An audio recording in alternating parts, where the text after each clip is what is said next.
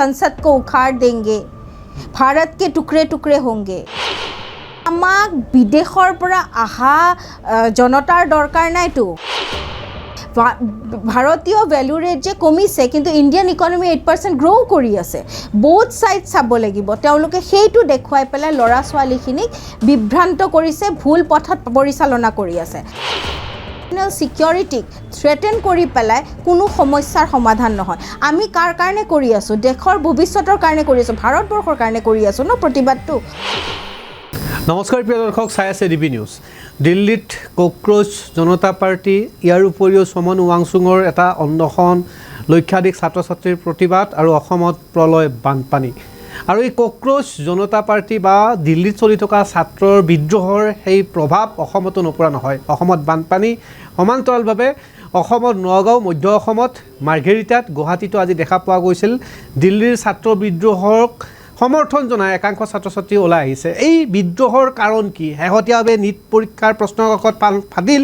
নে অইন কিবা বিষয় জড়িত হৈ আছে? ডিবি নিউজৰ ষ্টুডিঅ'লৈকে আমন্ত্ৰণ কৰি আনিছোঁ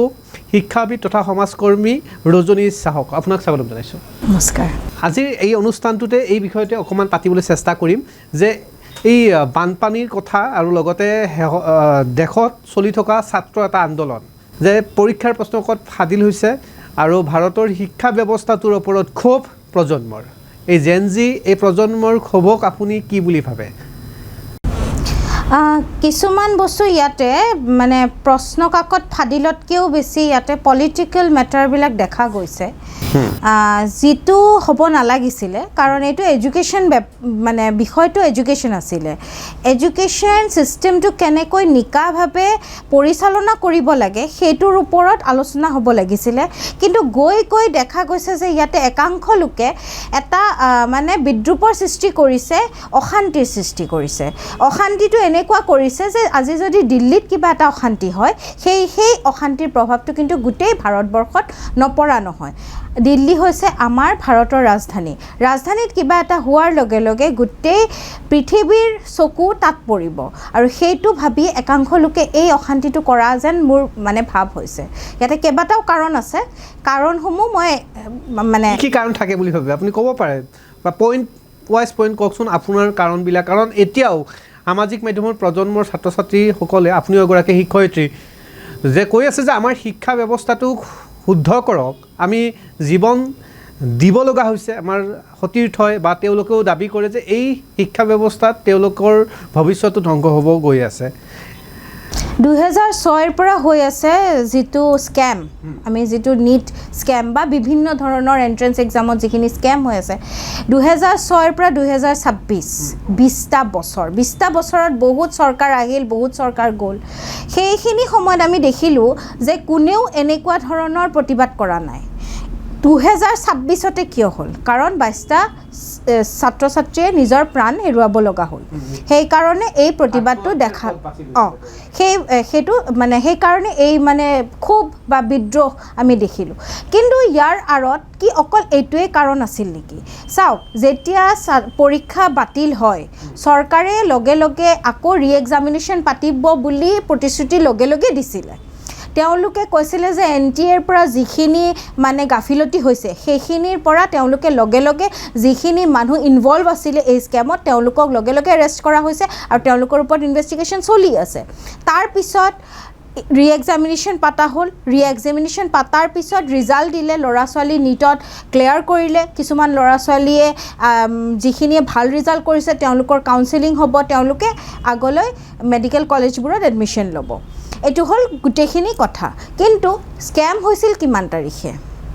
আৰু আপোনাৰ 70বাৰকৈ প্ৰশ্নকাকত লিক হোৱাৰ কথা উল্লেখ কৰিছে প্ৰতিবাদকাৰীসকলে, যে 2026তে তেওঁলোকৰ মনত কিয় পৰিল যে এই বছৰ আমি এনেকৈ প্ৰতিবাদ কৰিব লাগিব যাতে মানে এইবিলাক শব্দ হ'ব, সংসদ কো উখাड़ দেंगे, ভাৰত কে টুকৰে টুকৰে হোংগে, এইবিলাক কথাৰ কি মানে আছে? ভাবে সমন ৱাংচুঙক এটা ৰাজনৈতিকভাৱে হাথিয়াৰ হিচাপে ব্যৱহাৰ কৰা হৈছে। যেতিয়া প্ৰশ্নকাকত ফাদিল হৈছিলে তাৰপিছত কক্ৰজ জনতা পাৰ্টীয়ে দিল্লীত এটা মানে মিটিং কৰিছিলে সেই মিটিঙত 2000 মানুহ মানে প্ৰেজেণ্ট নাছিলে আৰু তাত ল'ৰা ছোৱালী নাছিলেই কোনো ছাত্ৰ ছাত্ৰী নাছিলে আমাক বিদেশৰ পৰা অহা জনতাৰ দৰকাৰ নাইতো আমাৰ প্ৰতিবাদ কৰিবলৈ নিটৰ 22 লাখ ষ্টুডেণ্ট ইনাফ আছিলে নিটৰ 22 লাখ ষ্টুডেণ্ট কিয় ওলাই নাহিলে বাহিৰৰ পৰা এটা পাৰ্টি আহি পেলাই মিমে দি বনোৱা এটা পাৰ্টি সেই পাৰ্টি যাৰ পলিটিকেল এক্সিষ্টেঞ্চ ভাৰতবৰ্ষত শূন্য যোনে গ্ৰাউণ্ড লেভেলত একো কাম কৰা নাই যোনে নাজানে ইণ্ডিয়ান ইকনমি চিষ্টেম কেনেকৈ চলি আছে কেনেকৈ গ্ৰ' কৰি আছে তেওঁলোকে এটা ভিজন দেখাইছে যে ডলাৰ কমি গৈছে ডলাৰৰ প্ৰাইচ মানে ভাৰতীয় কাৰেঞ্চিৰ লগত ডলাৰৰ প্ৰাইচৰ এটা বিৰাট ডাঙৰ এটা মানে ভাষ্ট ডিফাৰেঞ্চ দেখা গৈছে আৰু ভাৰতীয় কাৰেঞ্চিৰ ভেলিউ ৰেট কমি গৈছে ভাৰতীয় ভেলিউ ৰেট যে কমিছে কিন্তু ইণ্ডিয়ান ইকনমি 8% গ্ৰ' কৰি আছে বহুত ছাইড চাব লাগিব তেওঁলোকে সেইটো দেখুৱাই পেলাই ল'ৰা ছোৱালীখিনিক বিভ্ৰান্ত কৰিছে ভুল পথত পৰিচালনা কৰি আছে যেতিয়া শিক্ষাৰ কথা কয় তেতিয়া শিক্ষাৰে কথা হ'ব লাগে তাতে কাশ্মীৰৰ ইছ্যু আহিব নালাগে তাতে পিঅ'কেৰ ইছ্যু আহিব নালাগে তাতে ভাৰত কে টুকৰে টুকৰে হোংগে সেইবিলাক ইছ্যু আহিব নালাগে নেশ্যনেল ইণ্টাৰেষ্টক মানে নেশ্যনেল ছিকিউৰিটিক থ্ৰেটেন কৰি পেলাই কোনো সমস্যাৰ সমাধান নহয় আমি কাৰ কাৰণে কৰি আছোঁ দেশৰ ভৱিষ্যতৰ কাৰণে কৰি আছোঁ ভাৰতবৰ্ষৰ কাৰণে কৰি আছোঁ ন প্ৰতিবাদটো কি মানে ছাবজেক্ট হয় সেই ছাবজেক্টটো থাকিব লাগে ছাবজেক্টৰ বাহিৰত গোটেইখিনি কথা হৈ আছে ছাবজেক্টৰ কথা কোনে পাতিছে একাংশ ইনফ্লুৱেঞ্চাৰৰ বাহিৰে ছাবজেক্টৰ কথা তাতে থকা যন্তৰ মন্তৰ থকা লোকসকলেও পাতা নাই তেওঁলোকে জাষ্ট এটাই কথা কৈছে ধৰ্মেন্দ্ৰ প্ৰধানে ৰিজাইন দিব লাগে ঠিক আছে ধৰ্মেন্দ্ৰ প্ৰধানে ৰিজাইন দিব লাগে কিন্তু যদি তেওঁলোকে নীট এক্সামৰ পেপাৰ ফাদিল হোৱাৰ পিছত তেওঁলোকে একো ষ্টেপ লোৱা নাই তাৰ পিছত আজি এইটো খুব উজাৰ কৰিছে ঠিক আছে এইটো মানিব পাৰি তেওঁলোকেতো লগে লগে ৰি এক্সামিনেশ্যন পাতিলে ৰি এক্সামিনেশ্যন পাতাৰ সময়ত এনেকুৱা ছিকিউৰিটিত পাতা হৈছে আমাৰ সৈন্যসকলে তাক গাৰ্ড দিছে গোটেইখিনি ইমান নিকাভাৱে হৈছে এটা সাধাৰণ মানে সৰু গ্লিচ এটাও আমি দেখা নাই ইমান নিকাভাৱে যদি পৰীক্ষাটো পাতিবলৈ সক্ষম হৈছে এটা বছৰৰ ভিতৰতে ল'ৰা ছোৱালীৰ মানে সময়টো নষ্ট নকৰাকৈ তেতিয়াহ'লে আমি এই আৰু আগন্তুক বছৰত কেনেকৈ এক্সামবোৰ হয় সেইটো চাবলৈ আমি অন্ততঃ বাট চাব লাগিছিলে মানে আপুনি ক'ব বিচাৰিছে যে যিসকল নীট পৰীক্ষা দিবলৈ নাপায় বা প্ৰশ্নকাকত ভাইৰেল হোৱা এই বিষয়টোক লৈ তেওঁলোকে নিজৰ জীৱন শেষ কৰি লৈছে সেই পন্থাটো তেওঁলোকৰ ভাল নহয় তাৰ বিপৰীতে তেওঁলোকে পৰীক্ষাসমূহ দিয়াৰ বাবে তাৰ ব্যৱস্থাখিনি কৰিব লাগিছিলে এই ছিষ্টেমৰ ওপৰত শেহতীয়াভাৱে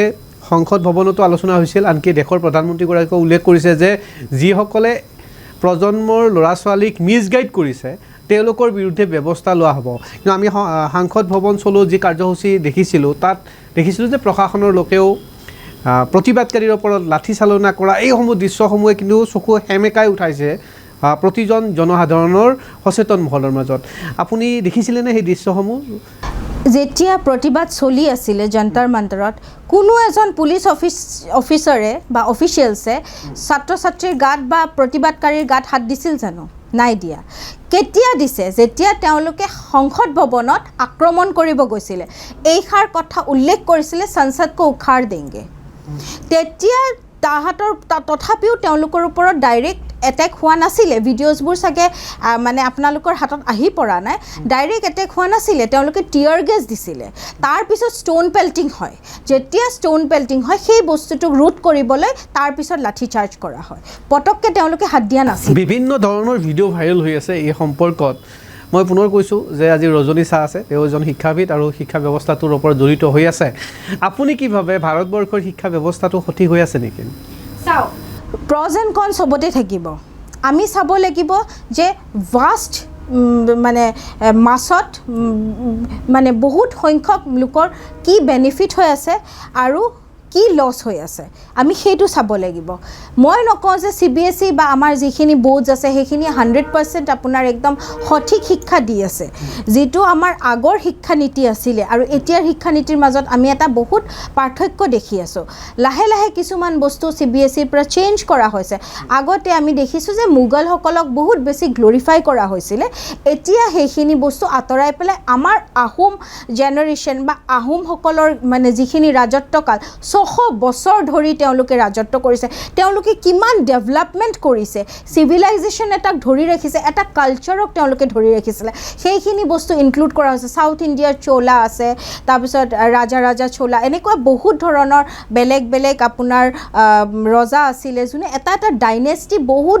বছৰ হাজাৰ বছৰ ধৰি তেওঁলোকে সেই মানে সংস্কৃতিটোক ধৰি ৰাখিছিলে সেইখিনি বস্তু আমাৰ ল'ৰা ছোৱালীক নাজানে তেওঁলোকে কিছুমান মানে ভুল তথ্য তেওঁলোকক পঢ়োৱা হৈছিলে সেইখিনি বস্তু তেওঁলোকে পঢ়ি পেলাই আগবাঢ়িছিলে এতিয়া সেইখিনি বস্তুৰ সংশোধন কৰা হৈছে গোটেইখিনি সিলেবাছ নতুন কৰা হৈছে এটা পদ্ধতি যেতিয়া এটা বস্তু চলি আহে সেইটো সম্পূৰ্ণভাৱে আকৌ নতুনভাৱে কৰিবলৈ সময় লাগে কিমান সময় লাগিব এতিয়া প্ৰজন্মৰ লোকসকলেও সেইটোৱে প্ৰশ্ন কৰি আছিল যে সময়টো দিয়া হ'ল বৰ্তমান 2014 চনৰ পৰাই বিজেপি চৰকাৰ চলি আছে আজি 26 আৰু কিমান সময় লাগিব এনে ধৰণৰ প্ৰশ্নসমূহ কৰা দেখা পোৱা যায় এয়া নিশ্চয় এটা যাৰ বাবে এনে ধৰণৰ প্ৰতিবাদ মোৰ আৰু এটা প্ৰশ্ন থাকিব এতিয়া যে সমন ৱাংচুকক লৈ শেহতীয়াভাৱে বিভিন্ন ধৰণৰ বিতৰ্ক দেখা পোৱা গৈছে যে তেওঁ চাইনিজ এজেণ্ট বা বিভিন্ন বিষয়ত বা তেওঁ এজন বিজ্ঞানী নহয় আপোনাৰ ধাৰণাত সমন ৱাংচুক কোন হয় সমন ৱাংচুক হৈছে এজন ইনোভেটৰ মানে অলৰেডি ইনভেনশ্যন হোৱা বস্তু এটাক তেওঁ মডিফাই কৰি এটা নতুন ৰূপ দিয়ে এতিয়া চাওক লাডাখ কেনেকুৱা হয় লাডাখ হৈছে মৰুভূমি মানে বৰফেৰে ঢকা এখন মৰুভূমি য'ত আপোনাৰ সাধন বহুত মানে নিম্ন মাত্ৰ আমি যিমানখিনি ফেচিলিটিজ পাওঁ তেওঁলোকে সিমান নাপায় প্ৰপাৰ ৰোডৱেজ নাই তাতে আৰু বিভিন্ন ধৰণৰ প্ৰব্লেম আছে পাহাৰৰ ওপৰত সেইখিনি জেগাত তেওঁ যিখিনি কাম কৰি আছে সেইখিনি আমি মানে ইগন'ৰ কৰিব নোৱাৰোঁ কাৰণ ইমান বছৰে কিন্তু কোনেও সেই বস্তুটো ভবা নাছিলে যে লাডাখৰ ল'ৰা ছোৱালীও শিক্ষা ব্যৱস্থা তেওঁলোকৰো হ'ব বা তেওঁলোকে শিক্ষিত হ'ব স্থাপন কৰিব বা ইউনিভাৰ্চিটি এটা হ'ব পাৰে সেইটো কিন্তু কোনেও ভবা নাছিলে এইটো সোনাম ৱাংচুকে ভাবিছে আৰু সেইটোৰ কাৰণে তেওঁক আমি সকলোৱে ধন্যবাদ কৰা উচিত কিন্তু কিছুমান ক্ষেত্ৰত তাৰমানে তেওঁ মানে যেনেকৈ এপ্ৰ'চ কৰিব লাগিছিলে তেওঁ তেনেকৈ এপ্ৰ'চ কৰা নাই এতিয়া চাওক যেতিয়া ছিষ্টেম এটা হ'ব ছিষ্টেমটো কেনেকৈ হয় ফাৰ্ষ্ট হৈছে এপ্ৰ'চ আমি গভৰ্ণমেণ্টক হওক আমি ষ্টেট গভৰ্ণমেণ্ট হওক বা চেণ্ট্ৰেল গভৰ্ণমেণ্টক আমি এপ্ৰ'চ কৰিব লাগিব যে এইটো আমাৰ প্ৰচিডিউৰ এইটোক আমি কেনেকৈ আমি আগবঢ়াই নিব পাৰোঁ আৰু তাৰ বাবে সদায় গভৰ্ণমেণ্টৰ ছাপৰ্ট লাগিব লাডাখ হৈছে এটা ইউনিয়ন টেৰিটৰী মানে য'ত আপোনাৰ ৰাজ্যখনৰ মানে মিনিষ্টাৰ্ছখিনিৰ ইমান পাৱাৰ নাথাকে দেশৰ মানে কাণ্ট্ৰিৰ প্ৰাইম মিনিষ্টাৰৰ বেছি পাৱাৰ থাকে চ' সেই এডমিনিষ্ট্ৰেশ্যনটো যোনে হোল্ড কৰিব তেওঁলোকৰ লগত সেই আলোচনাখিনি হ'ব লাগিছিলে যে এইখিনি বাচ্চাক আমি আৰু কেনেকৈ আগবঢ়াই নিব পাৰোঁ তেওঁলোকক নেশ্যনেলৰ পৰা ইণ্টাৰনেশ্যনেল প্লেটফৰ্ম কেনেকৈ দিব পাৰোঁ লাডাখক যিখিনি ৰিচ'ৰ্চেছ আছে সেই ৰিচ'ৰ্চেছখিনি আমি কেনেকৈ ইউজ কৰিব পাৰোঁ এষাৰ কথা আছে হিউমেন ৰিচ'ৰ্চেছ ইজ দ্য বেষ্ট ৰিচ'ৰ্চেছ তাৰ ওপৰত আৰু ৰিচ'ৰ্চেছ নাই লাডাখৰ যিখিনি হিউমেন ৰিচ'ৰ্চেছ আছে সেই ৰিচ'ৰ্চখিনি আমি কেনেকৈ আমাৰ দেশৰ হকে কাম কৰাব পাৰোঁ আমাৰ আৰু ডেভেলপমেণ্ট কৰাব পাৰোঁ সেই কথাষাৰ তেওঁ প্ৰধানমন্ত্ৰী ডাঙৰীয়াৰ লগত বহি আলোচনা কৰিব লাগিছিলে এপ্ৰ'চটো তেনেকুৱা হ'ব লাগিছিলে সদায় আপুনি অন্নখনত গৈ পেলাই প্ৰব্লেম ছল্ভ কৰিব নোৱাৰে সেইটোত 1:1 বহি পেলাই কথাটো হ'ব লাগে নিশ্চয়কৈ সমন ৱাংচুকে ইতিমধ্যে শেহতীয়াভাৱে সামাজিক মাধ্যমত তেওঁ দাবী কৰিছিল যে তেওঁ অন্নখন এইকাৰণে কৰিছে যে তেওঁ 22জনকৈ যি ছাত্ৰ ছাত্ৰী মৃত্যুমুখত পৰিছিল বা আমাৰ শিক্ষাৰ ব্যৱস্থাৰ ছিষ্টেমটোৰ ওপৰত তেওঁৰ ক্ষোভ উঠি এনেধৰণৰ অন্বেষণ কৰা দেখা পোৱা গৈছিল ইতিমধ্যে আপুনিও সুন্দৰ ৰূপত বিশ্লেষণ কৰি আছে আমাৰ অনুষ্ঠানত সময়সীমাও কমি আহিছে ৰাজ্যত পৰিস্থিতি অতি ভয়াৱহ আজিৰ তাৰিখতো উজনি অসমত বানত ককবকাই আছে জনতা যদিওবা আমি কক্ৰোচ জনতা পাৰ্টিৰ কথা পাতি আছিলোঁ বা দিল্লীত চলি থকা সেই আন্দোলনটোত ক'ৰবাত কিবা ভুল হৈছে নেকি বা এই আন্দোলনটো হ'ব লাগিছিল কেনেকৈ হৈ আছে কেনেধৰণৰ এই বিষয়টো আপোনালোকৰ ধাৰণা কমেণ্ট ছেকশ্যনত জনাব পাৰে মোৰ অনুষ্ঠানত সময়সীমা একেবাৰে কমি আহিছে ৰাজ্যৰ বান পৰিস্থিতিক লৈ আপোনাৰ পৰা এটা পৰামৰ্শ বিচাৰিছোঁ যে এতিয়া জনসাধাৰণ একেবাৰে ককবকাই আছে পানীৰ তলত কিছুমান মানুহে এনেকুৱা এটা অৱস্থাত আছে যে তেওঁলোকে মানে নিজৰ ঘৰৰ ভিতৰত আজি 2-3 দিন ধৰি আবদ্ধ হৈ আছে ইলেক্ট্ৰিচিটি নাই ইনফেক্ট খোৱা পানী পৰ্যন্ত নাই এই সময়ত আমি অকণমান তেওঁলোকৰ কথাও চিন্তা কৰিব লাগে আজি যিটো অসমত আন্দোলন হ'ল সেইটো চাওক এডুকেশ্যন ছিষ্টেম এটা দীঘলীয়া প্ৰচেছ আমি সেইটো মানে নকৰি পেলাই আমি সেইসকল লোকৰ ওচৰত গৈ অকণমান থিয় হৈ তেওঁলোকৰ কাৰণে কিবা এটা কৰাৰ কথা ভাবিব লাগিছিলে আজি যিটো আন্দোলন হৈছে সেই আন্দোলনটো আজি কৰিবলৈ দৰকাৰ নাছিল বুলি মই ভাবোঁ কাৰণ যিটো পৰিস্থিতি হৈছে সেই পৰিস্থিতিত আমি কেনেকৈ সেই মানুহখিনিক পৰিত্ৰাণ দিয়াব পাৰোঁ তেওঁলোকলৈ কিছুমান সাহায্য আমি আগবঢ়াব পাৰোঁ নেকি এতিয়া অসমতে ধৰি মানে গোটেই ভাৰতবৰ্ষত বিভিন্নটা NGOs আছে তেওঁলোকৰ লগত কেনেকৈ কানেক্ট কৰিব পাৰোঁ যেতিয়া তেওঁলোকে এই আন্দোলন কৰিছে তেওঁলোকেতো নিশ্চয় বেলেগ বেলেগ অৰ্গেনাইজেশ্যনৰ লগত কানেক্ট কৰি পেলাই আন্দোলনটো কৰিছে আজিৰ এই পৰিস্থিতিত তেওঁলোকে সেই অৰ্গেনাইজেশ্যনখিনিৰ লগত লাগি পেলাই কেনেকৈ সেই ল'ৰা ছোৱালীখিনি যিখিনি আবদ্ধ হৈ আছে বয়সস্থ মানুহখিনি য'ত আবদ্ধ হৈ আছে তেওঁলোকে ওলাব পৰা নাই মানে আপুনি আজি ক'ব বিচাৰিছে যে আমাৰ অসমত আজি বিভিন্ন প্ৰান্তত আমি আন্দোলন হোৱা দেখা পাইছিলোঁ দিল্লীৰ ছাত্ৰ বিদ্ৰোহৰ আৰু এই বৰ্তমান সময়খিনিত ৰাজ্যৰ এই ছাত্ৰ সমাজে এনেধৰণে আন্দোলন নকৰি এই সময়খিনিত বানপীড়িত লোকসকলৰ ওচৰলৈকে গৈ থিয় হ'ব লাগে আৰু বানাক্ৰান্তৰ সুখ দুখ খবৰ ল'ব লাগে আৰু তেওঁলোকলৈ কিবা সাহায্য দিব পাৰি নেকি সেয়া চাব লাগে য'ৰ পৰা তেওঁলোকে ফাণ্ডছ পাইছে আজি এই আন্দোলন কৰিবলৈ সেইখিনি ফাণ্ডছ আজি তেওঁলোকে আগবঢ়াই দিব লাগিছিলে বানাক্ৰান্ত লোকসকলক লাগে তেতিয়াহে তেওঁলোকৰ আচল মটিভটো মানে ভাল বা তেওঁলোকে যিটো মানে উদ্দেশ্য লৈ পেলাই কৰিছে সেইটো সফল হোৱা যেন লাগিল হয় দৰ্শক আপোনালোকৰ মতামতসমূহ কমেণ্ট ছেকশ্যনত জনাওক আমি অনুষ্ঠানৰ পৰা বিদায় লৈছোঁ আপোনালোকক ধন্যবাদ জ্ঞাপন কৰিছোঁ